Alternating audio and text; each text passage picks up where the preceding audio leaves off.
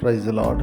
తండ్రి పాదాలు చెంత ఈ సాయంకాల ప్రార్థన సభలో పాల్గొంటున్న మీ అందరికీ నా వందనాలు చెల్లిస్తున్నా. దేవుడు తనకు ఉచితమైన కృప వల్ల ఈరోజంతా ఇప్పటిదాకా అనేక రకాల చోట్ల భద్రపరిచి కాచి కాపాడి సంరక్షించి ఇటువంటి సమయాన్ని ఇచ్చారు. అందుని బట్టి దేవునికి మహిమ కలుగును గాక. ఈరోజంతలో ఇప్పటిదాకా చేసిన మేలు బట్టి దేవునికి కృతజ్ఞత చెల్లిద్దాం. దయతో కళ్ళు మూసుకున్నట్లయితే ప్రార్థన చేసుకుందాం.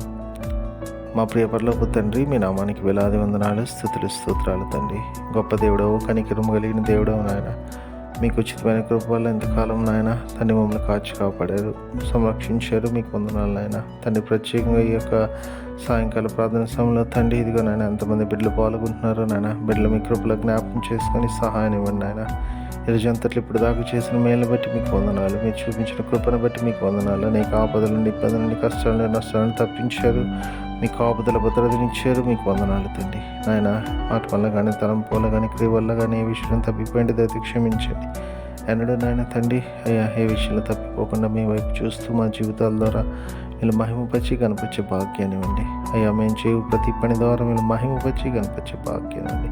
మీ సహాయాన్ని ఇవ్వండి నాయన. బిడ్డలు నాయన ఏ విషయమే మీ పాదాలు చెంత మొరపెడుతున్నారు నాయన. బిడ్డలు మీ కృపలో జ్ఞాపకం చేసుకుని నాయన సహాయం చేయండి. మేలుతో నింపండి నాయన, మీ కృపతో నింపండి నాయన. తండ్రి మరొకసారి నాయన ఈరోజంతా ఇప్పుడు దాకా మీరు చేసిన మేలు బట్టి మీకు వందనాలు. ముందు కాచి కాపాడండి, భద్రపరచండి, సంరక్షించండి నాయన. అయ్యా మీ కొరకు నమ్మకంగా మేము జీవించే భాగ్యాన్ని ఇవ్వండి.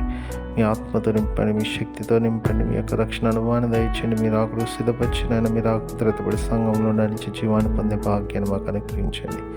మరొకసారి నేను తండ్రి ఇటువంటి సమయాన్ని ఇచ్చి మీకు వందనాలు చెల్లిస్తూ మళ్ళీ తిరిగి రాత్రి గల ప్రార్థనలో పాల్గొనేంత వరకు నాయన మీ కృపా కాపుదల భద్రత మాతో ఉంచమని సమస్తం మీ చేతుల్లో పెడుతూ మా కొరకు అతి త్వరలో రాబోతున్న మా రక్షకులను మా ప్రభువును మీ ప్రియకుమారుడైన యేసుక్రీస్తు నామం పేటుకుని బతిమాలి కొని వినయంగా వేడుకొని ప్రార్థించున్నాను తండ్రి. ఆమేన్.